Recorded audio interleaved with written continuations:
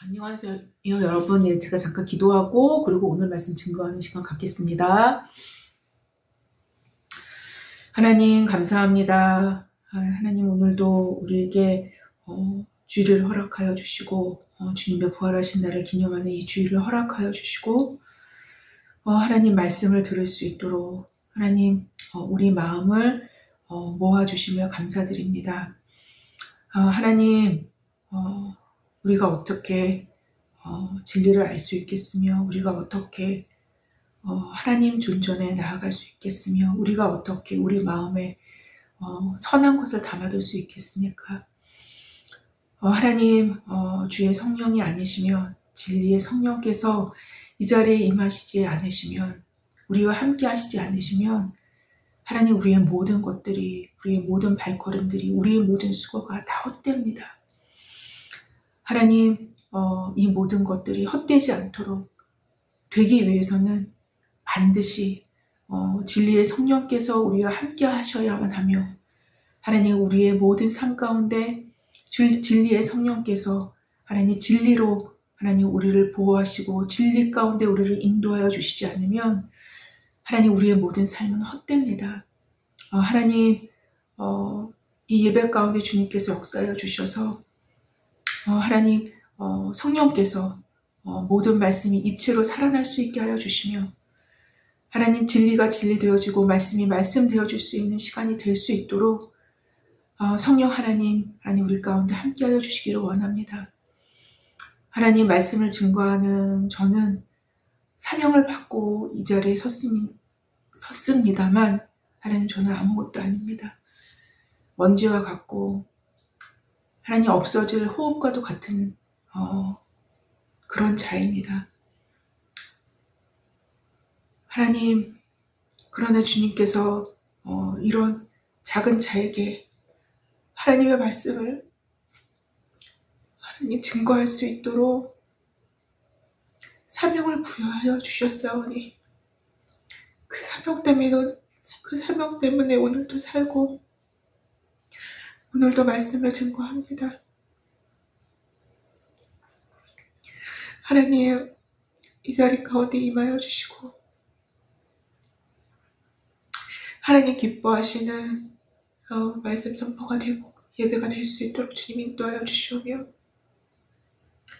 하나님 오늘도 방해가 있을 수 있사오나 하나님 이 모든 것들을 무용지물이 되게 하옵시며 오직 주님만이 드러날 수 있는 시간이 되게 하여 주시고 하나님 성령님만이 진리로서 증거되어질 수 있는 그러한 시간이 되게 하여 주시옵소서. 하나님 첫 시간입니다. 마치는 시간까지 주께서 함께 하여 주시기를 원하오며 예수님의 이름으로 기도했습니다. 아멘. 네, 오늘도 제가 동일하게 로마서 말씀을 들고 섰습니다. 예, 로마서 본문은 8장 10절이죠. 예, 다음 본문입니다. 예, 8장 10절이고요. 그리고 말씀의 소제목은 성령 안에서의 자유. 벌써 8번째 시간을 갖습니다. 예, 제가 말씀을 한번 봉독해 보겠습니다. 본문이 제일 중요합니다, 여러분. 본문에서 모든 것들이 나옵니다. 예. 8장 10절입니다. 또 그리스도께서 너희 안에 계시면 몸은 죄로 말미암아 죽은 것이나 영은 의로 말미암아 살아있는 것이니라. 네, 그 말씀을 들고 제가 말씀을 증거하는 시간 갖겠습니다.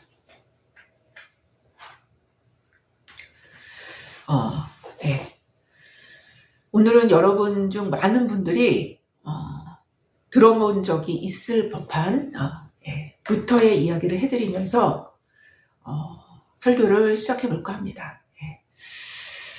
루터가 수도원에 들어가게 된 이유, 루터는 수도사였죠, 그렇죠? 예, 루터가 수도원에 들어가게 된 이유, 그 수도사가 되겠다고 서원하게 된 데에는 루터의 생애에서 매우 독특한 사건을 경험했기 때문인데요, 여러분. 예. 바로 이 사건으로 그는 수도사가 되기로 서원한 아주 직접적인 계기가 됩니다. 예.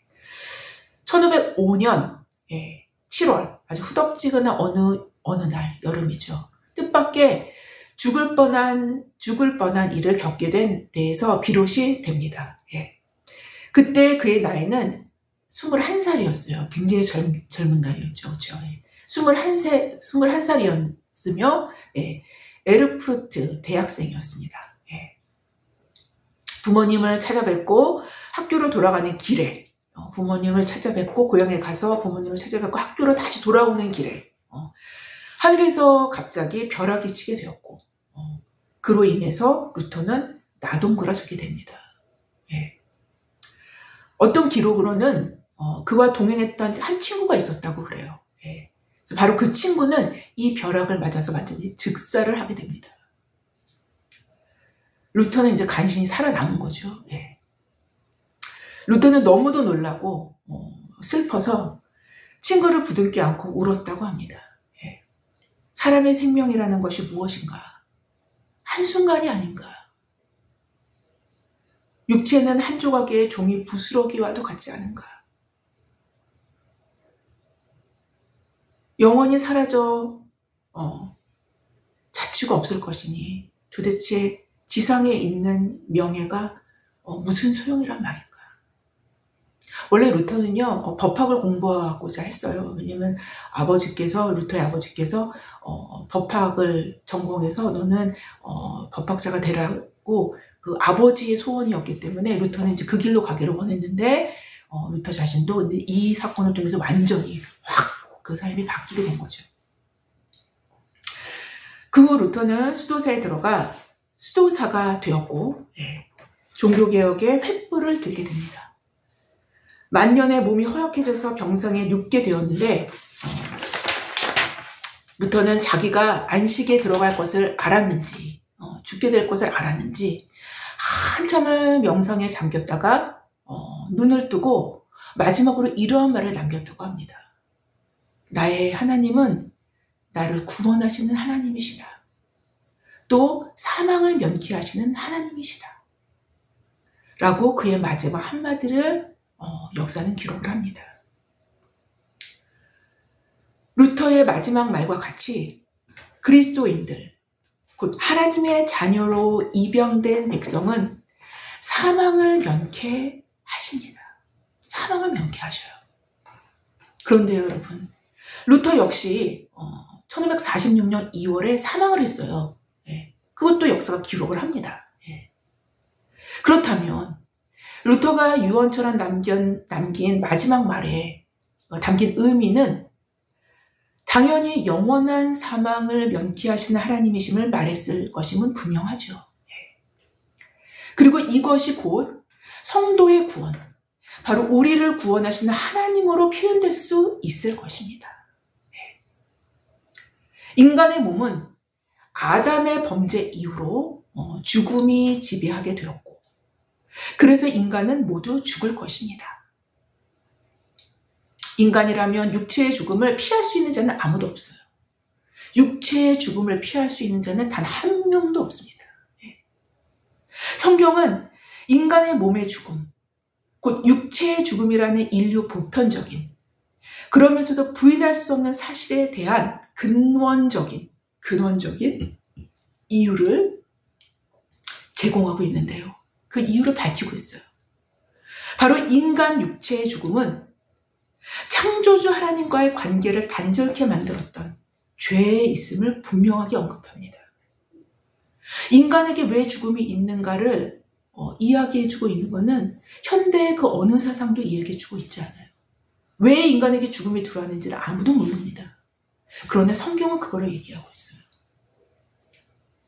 창조주와 하나님과의 관계를 단절케 만들었던 죄의 있음을 분명하게 언급합니다. 그래서 그 죄가 생명과의 단절로 인한 생명이 무엇입니까? 바로 하나님 자신이죠.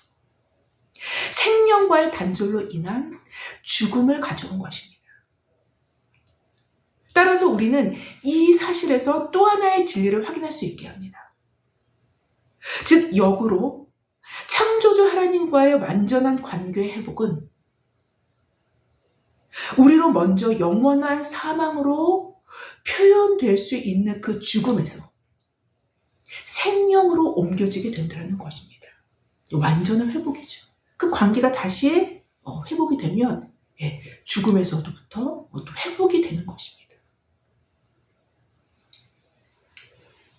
다시 말씀드릴게요. 즉 역으로 창조주 하나님과의 완전한 관계 회복은 우리로 먼저 영원한 사망으로 표현될 수 있는 그 죽음에서 생명으로 옮겨지게 되는 것이며, 또한 여기서 머무르지 않고 영원한 생명의 하나님과의 관계 회복은 종국적으로 우리의 죽을 몸도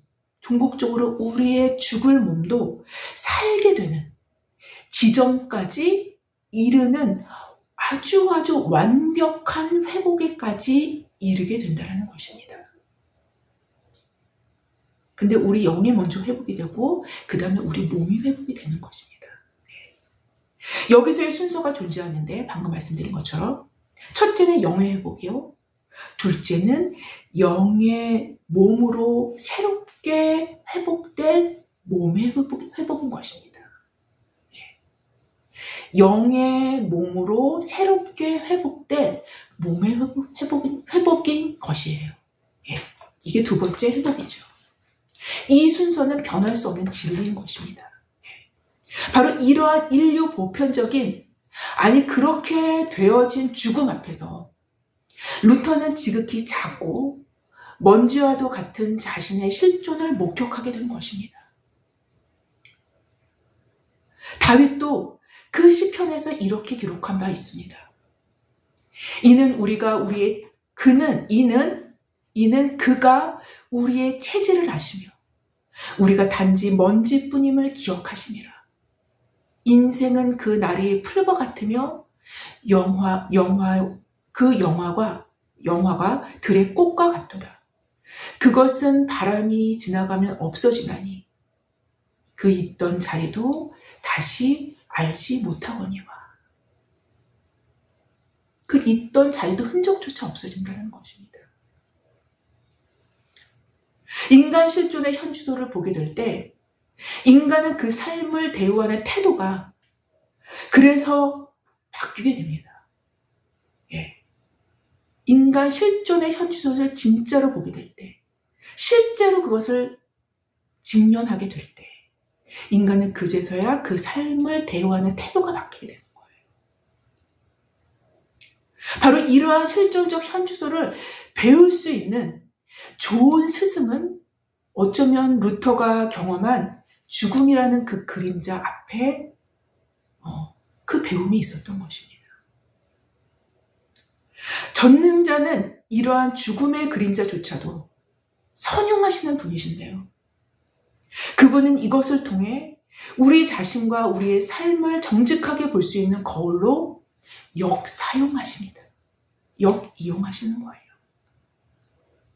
예를 든다면 허무한 것은 허무한 것으로 볼 줄 아는 눈을 여시며 참되게 중요한 것은 중요한 것으로 볼 줄 아는 눈을 여십니다.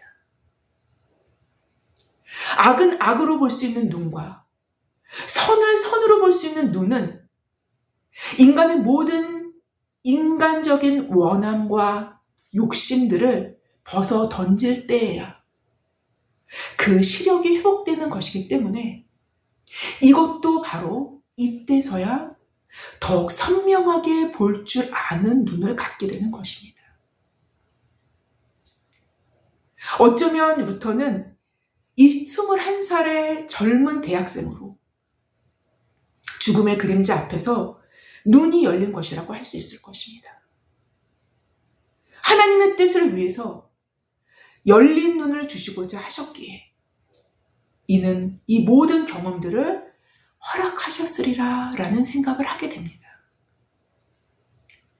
여하튼 인간이라는 것은 하나님께서 비추시는 빛을 통해서 그 빛을 보게 될 수밖에 없는 존재이지 않습니까?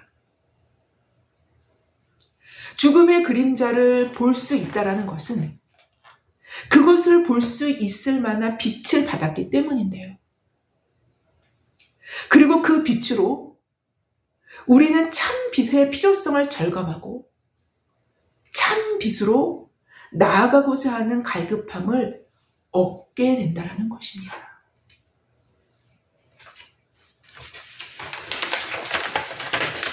결국 주의 빛 안에서 우리는 빛을 보게 되는 것입니다. 그 빛은 우리에게 오늘 이렇게 비춰 말씀하십니다. 또 그리스도께서 너희 안에 계시면 몸은 죄로 말미암아 죽은 것이나 영은 의로 말미암아 살아있는 것이니라 라고 말입니다. 특별히 오늘 본문 로마서 8장 10절에서 나타나는 몸은 흙으로 만들어진 인간의 육체라는 의미를 강하게 담고 있습니다. 그래서 인간의 육체를 갖고 있으면서 죽음을 연할 수 있는 육체는 없듯이 아담 이후로 모든 인류의 육체는 사망 권세에 예속되어 있는 사실을 선명하게 보편적으로 밝히고 있는 거예요. 인간이라면 어느 누구나 받아들일 수밖에 없는, 인정할 수밖에 없는 그 보편성을 죽음은 갖고 있는 것입니다. 아담 이후로 모든 인류의 육체는 사망 권세에 예속되어 있는 사실을 선명하게 밝히고 있는 거예요. 그리고 더 나아가 본문에서 쓰여진 헬라어 용어 소마가 몸이죠. 소마는 단순히 자연사할 인간의 육체만을 가리키는 것만이 아니라 더 포괄적인 용어예요. 좀 더 포괄적으로는 죄악의 지배를 받는 인간의 부패한 심성을까지 인간의 부패한 심성, 인간의 부패한 본성까지 포함된 것으로 볼 수 있습니다.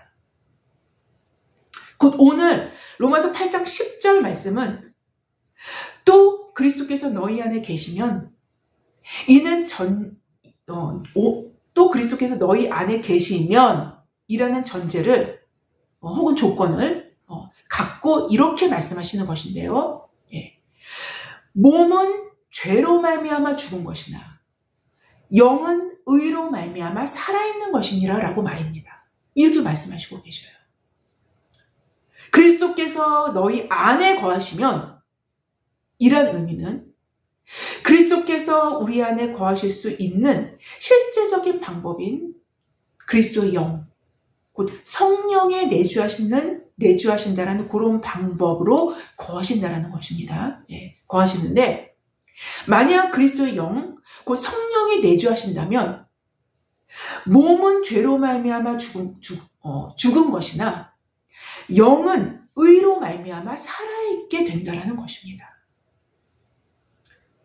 여기까지의 설명이 첫 번째 회복에 해당되며 이어지는 본문 로마서 8장 11절은 둘째 회복에 해당하는 것으로 완전한 회복, 곧 구원의 완성. 이제서야 구원이 완성이 되는 거예요.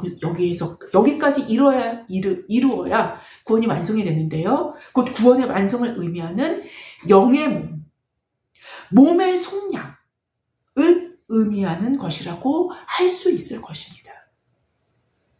다시 돌아가서 첫 번째 회복에 해당되는 10절 본문을 좀 더 살펴본다면 그리스도의 영이신 성령의 내주하심이 계신다라면 몸은 죄로 말미암아 죽은 것이라는 것입니다. 자연사이든 어떠한 죽음이든 결국에 몸은 죽게 될 운명에 처해져 있음과 동시에 인간의 부패한 육적인 심성, 본성 또한 이미 죽었음을 선포하는 것입니다. 그리스도 안에 있다라면. 왜냐하면 그리스도의 영이 내주하시는 자들은 그리스도와 연합되어 있기 때문에 그리스도 예수와 합하여 세례를 받은 우리는 그의 죽으심과 합하여 이미 죽음의 세례를 받았기 때문인 것입니다. 이게 원칙인 거예요. 반칙이 아니라. 몸은 죄로 말미암아 죽은 것이로되 라는 표현은 그래서 죄된 몸은 그리스도와의 연합으로 이미 죽은 것이 되었다라는 것입니다. 만약 그렇지 않다면 우리는 반칙적인 삶을 살고 있는 거예요. 그리스도께서 우리의 죄가 되사 그의 몸으로 우리의 죄를 뒤집어 씌워진 채, 우리의 죄가 그분께 뒤집어 씌워진 채 죽임을 당하셨기 때문에, 그의 몸이 죽임을 당할 때 우리의 죄된 몸도 죽임을 당한 것입니다. 우리가 살아있는 것은 그래서 원론적으로는 의에 대해서만 살아있는 것입니다. 사실상 죄에 대해서는 이미 죽임을 당한 것입니다. 따라서 죄 짓는 몸, 그러니까 부패한 육신적인 몸, 부패한 신성은 죽은 것이라고 할 수 있을 것입니다. 그러나 죄 짓는 몸은 그것 자체가 불법이기 때문에 자신이 죽었다라는 사실을 인정하려 들지 않고 계속 죄 짓는 몸으로 살려들고 살아가려는 것입니다. 이게 반칙인 거예요. 이게 불법인 것입니다. 곧 죄 짓는 몸은 그것 자체도 불법이 되지만 그것이 살아가는 방식도 불법이 되며 살아있는 것 자체도 불법이 되어질 수밖에 없는 것입니다. 그리스도 안에 있다라면. 더 나아가 아무리 자신의 정당함을 의연하게 고집한다 할지라도, 이 육신이 말입니다.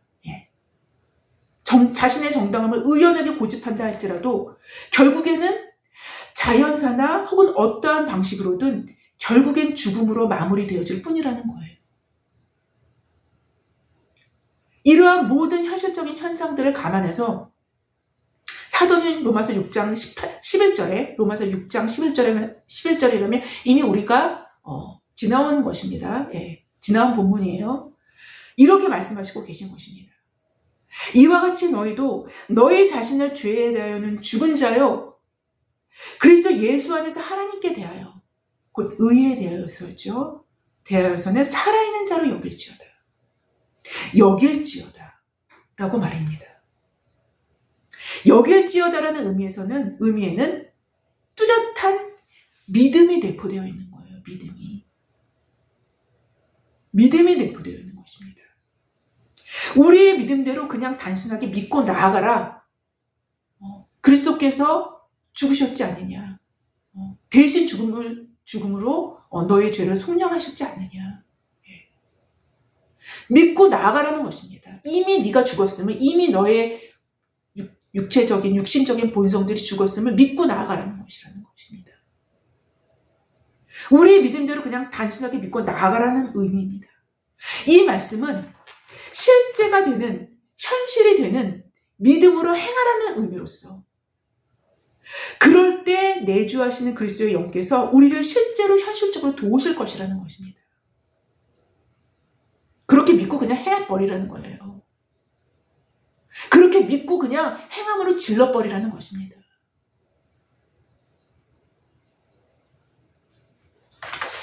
그렇게 여길지어다라는 것입니다. 그렇다면 무엇을 도우실까요? 네, 맞습니다. 우리의 죄된 본성, 부패한 심성, 죄된 몸이 죽어짐을 그렇게 할 때 돕겠다라는 것입니다. 그렇게 할 때 도우시겠다라는 거예요. 죄에 대하여 죽은 자가 되도록 도우신다라는 것입니다. 정확히 반대로 그리스도 예수 안에서 하나님에 대하여는 살아있는 자가 되도록 도우신다라는 것입니다. 이것을 오늘 로마서 8장 10절 본문의 표현으로는 영은 의로 말미암아 살아있는 것이니라 라고 기록하고 있는 거예요. 바로 이런 일들이 우리 속에서 현실이 되도록 하신다라는 것입니다. 우리의 내면적 현실이 되도록 하신다라는 거예요. 특별히 오늘 본문인 로마서 8장 10절 하반절에 영은 의로 말미암아 살아있는 것이니라 라는 말씀은 동일한 10절 상반절과는 대조를 이루는 내용이죠. 그렇죠? 대조를 이루면서도 서로에게 절대적인 영향력을 미치게 되는데요. 곧 그리스도께서 우리 안에 계셔서 인간의 죄된 몸이 빨리 현실적으로 죽으면 죽을수록 우리의 영은 의로 말미암아 더욱더욱 살아서 활력을 갖게 될 것이라는 것입니다. 물론 우리의 영이 의로 말미암아 더욱 살아서 활력을 갖게 될수록 인간의 죄된 몸은 그리스도의 죽으심에 더욱 연합하게 될 것이라는 것입니다. 특별히 오늘 본문에서 영은 의로 말미암아 살아있는 것이니라 라는 표현 안에는 의로 말미암아 라는 내용이 나옵니다. 의로 말미암아.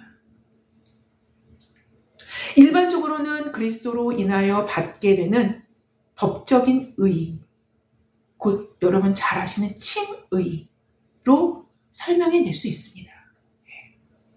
그래서 그리스도의 내주하심이 계시면 그 사람의 영은 칭의로 말미암아 살아있다라는 것입니다. 의롭다고 하나님께서 법적으로 그냥 딱 도장 꽝꽝 찍어주시는 거예요. 법적으로 선언을 해주시는 것입니다.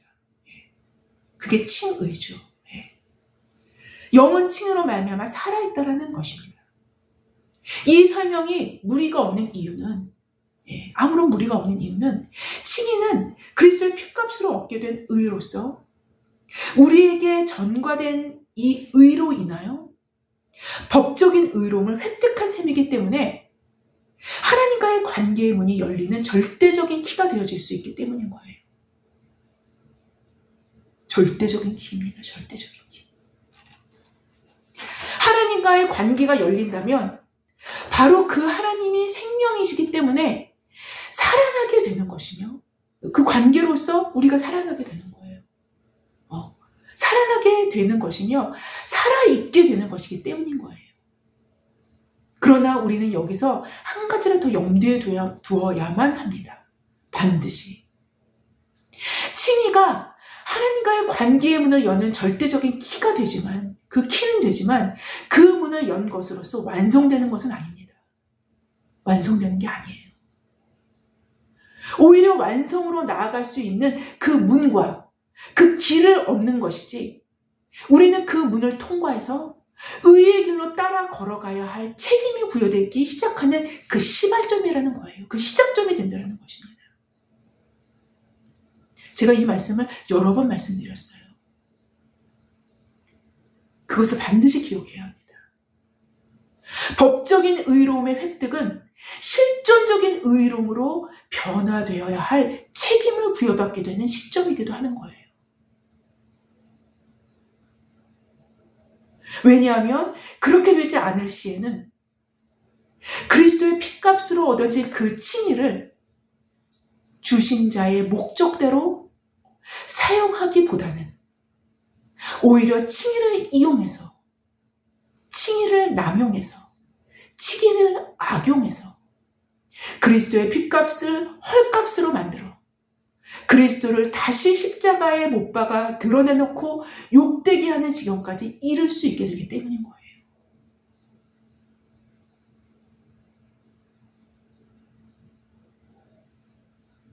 현대 그리스도인의 부패는 여기서 시작된 것입니다. 법적으로 의로움이 획득되었다는 것은 사실상 변화되어야 할 실존적 의로움이라는 책임성을 우리에게 부여해주는 확실하고도 명백한 사인이 되는 거예요. 여기서 제가 표현하는 책임성은 그렇다고 해서 인간의 노력이나 인간의 어떠한 힘을 말씀드리는 것이 결코 아닌 것입니다. 인간의 어떠함으로는 결코 실존적 의로움의 변화를 일으킬 수 없어요. 여기서의 책임성이라는 것은 그리스도와 연합된 자들로서의 책임성인 거예요. 다시 말씀드린다면 그리스도의 십자가의 죽으심과 연합된 죽음은 살기로 자신을 드리는 책임성을 말씀드리는 것입니다.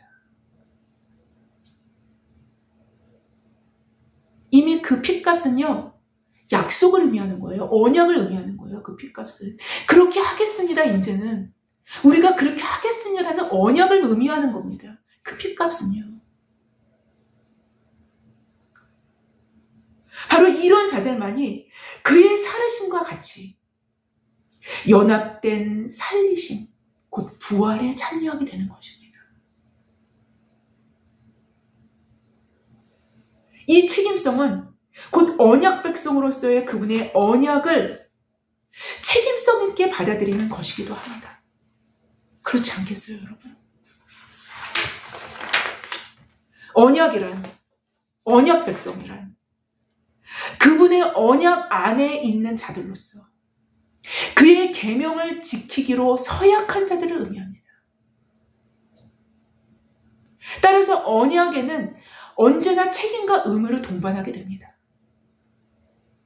이것이 구약의 개념이라고만 치부할 수 있겠습니까? 결코 그럴 수 없어요. 결코 그럴 수 없습니다. 이거는요, 신과 약을 관통하는 의미예요. 성경에서. 예수께서는 제자들과 마지막 식사를 하실 때 포도주와 빵을 떼시면서 이렇게 말씀하셨습니다. 이것은 죄사함을 얻게 하려고 많은 사람을 위하여 흘린 바 나의 피, 곧 언약의 피니라. 언약의 피니라. 예수님은 십자가에서 흘리실 자신의 피를 언약의 피로 표현하십니다. 마태복음에서는요. 거두절미하고 언약의 피는 언약이라는 하나님과 그의 백성 사이에 맺게 되는 계약적 의미를 담고 있는 피임을 그리스도 스스로께서 증언하고 계신 거예요. 곧 그 피의 혜택을 받아 누리고 있는 자들은 그 피의 목적대로 백성된 자로서의 책임이 부여되는 것입니다. 쌍방간의 책임이 부여되는 것이 언약이며 계약일진데 상대편이 제공하는 혜택만 꿀꺽 삼켜버리고 자신의 책무를 이행하지 않는다라면 그것 자체가 계약상의 불법인 거예요.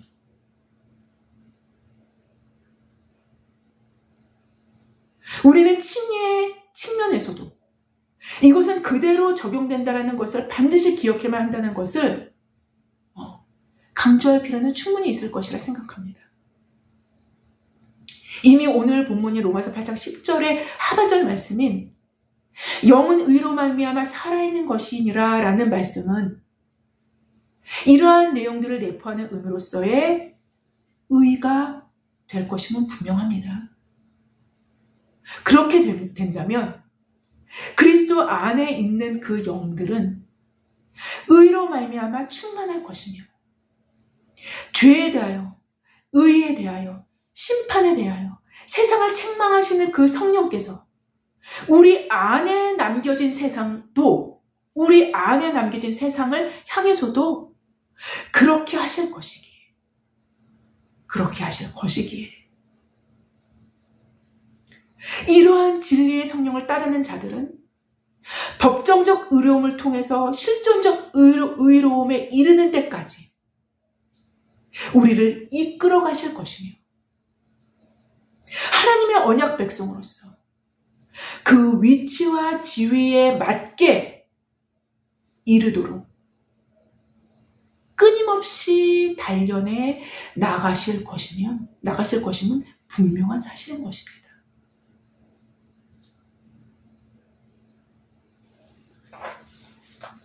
바로 이렇게 성령께서 우리를 이끄시도록 우리 자신을 내어드리고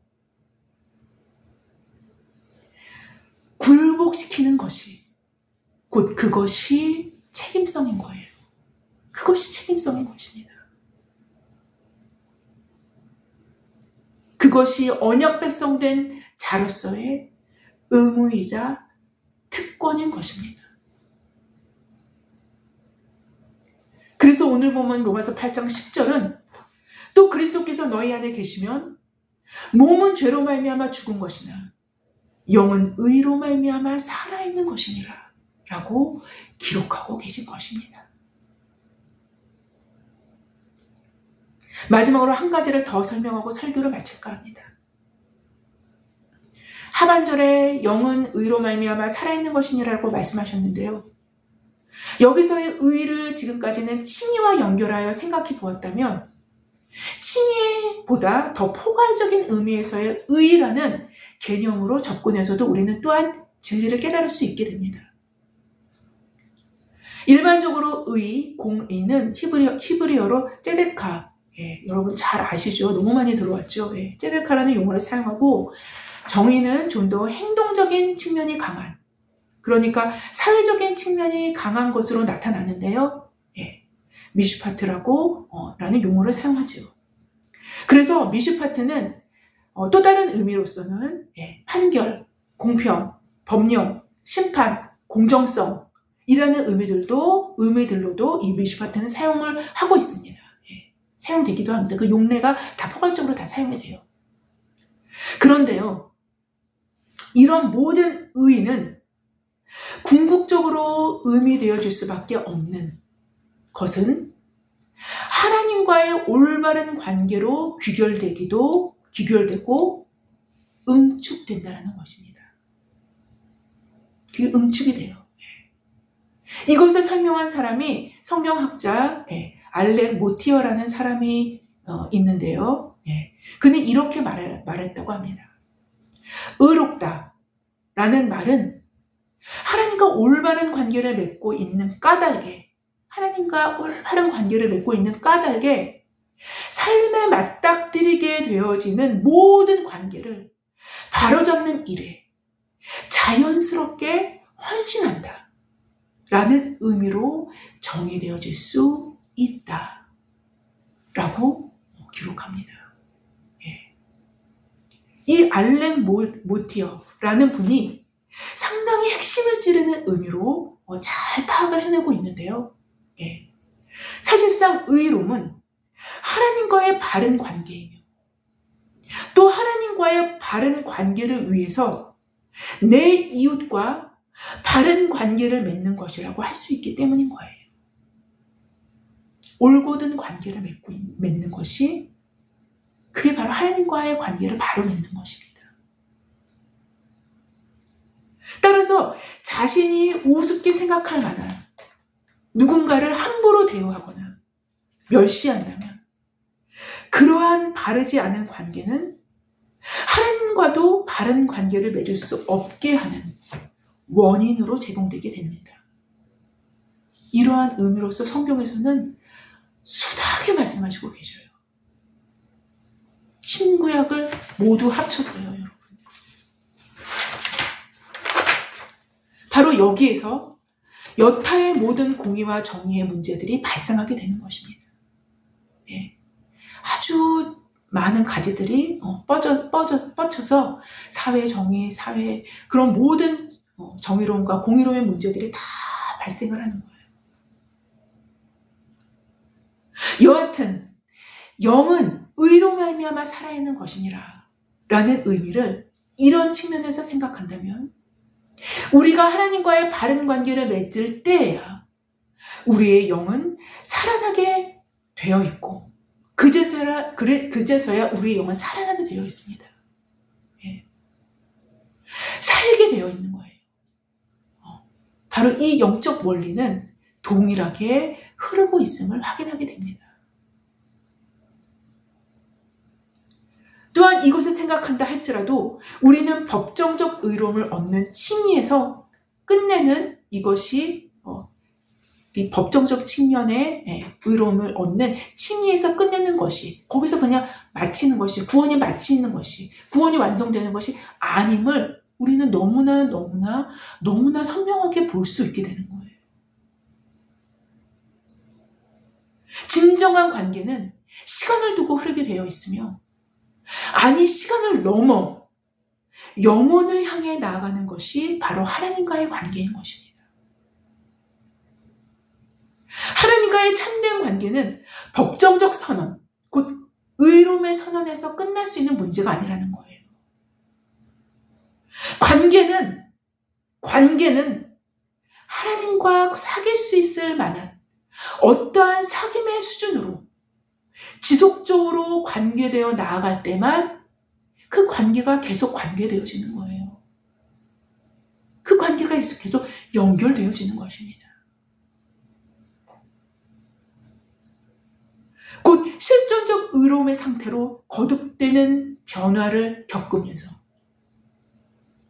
더욱 친밀한 관계가 더욱 속 깊이 형성될 수 있게 되는 것입니다. 하나님과.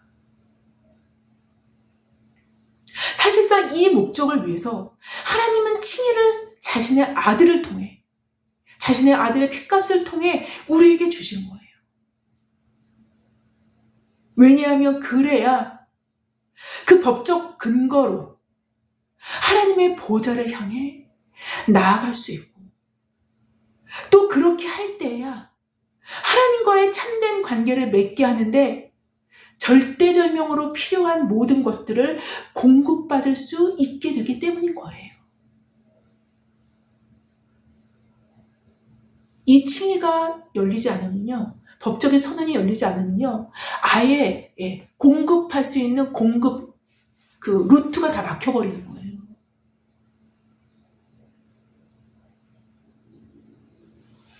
여러분, 이미 예수 그리스도를 통해서 하나님과의 관계는 아버지와 자녀의 관계로 놀랍도록 회복되었고, 친밀한 관계 안으로 들어가게 하는 모든 것을 친히 이루신 거예요.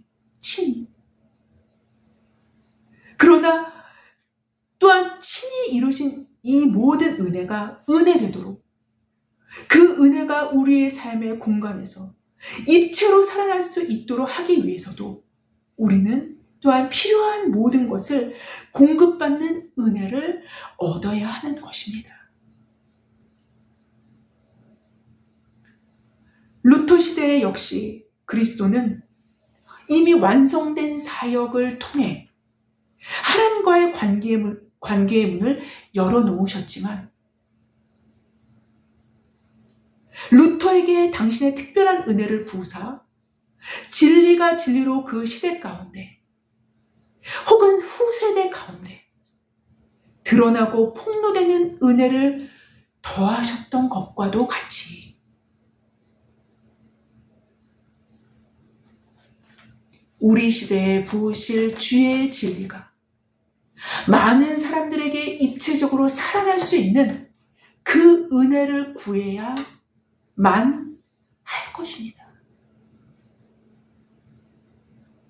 그 은혜의 전조가 찾아왔을 때, 루터처럼 나동그라져서 은혜로 인식할 수조차 없을 때라도 순종하는 자들에게 예비하신 은혜는 하나님의 더 광범위한 은혜를 준비시킨다는 거예요. 이미 이 문은 열려 있는 것입니다. 아무쪼록 그리스도의 영이 우리 안에 거하심으로, 그리스도의 영이 우리 안에 거하신다는 게 얼마나 큰 소망인지 몰라요. 절대적인 소망입니다.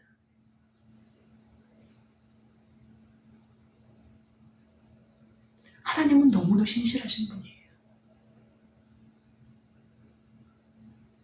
아무쪼록 그리스도의 영이 우리 안에 거하심으로 우리의 몸은 날로 후패하고 낡아질 뿐이나, 그리고 죽을 것이나 우리의 속사람은 의로 말미암아 성령으로 말미암아 날로 새로워지는 저와 여러분 모두가 되어지기를 주님의 이름으로 기도합니다. 제가 기도하고 마치겠습니다. 하나님 감사합니다. 주님 감사합니다. 주님만이 소망이십니다.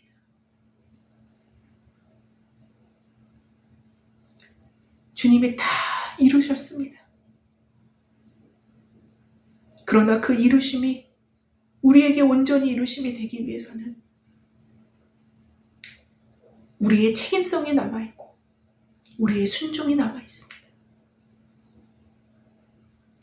하나님, 주의 은혜를 헛되이 받는 자들이 되지 말게 하옵시며 은혜가 은혜 되어줄 수 있는 우리 모두가 되게 하여 주시옵소서.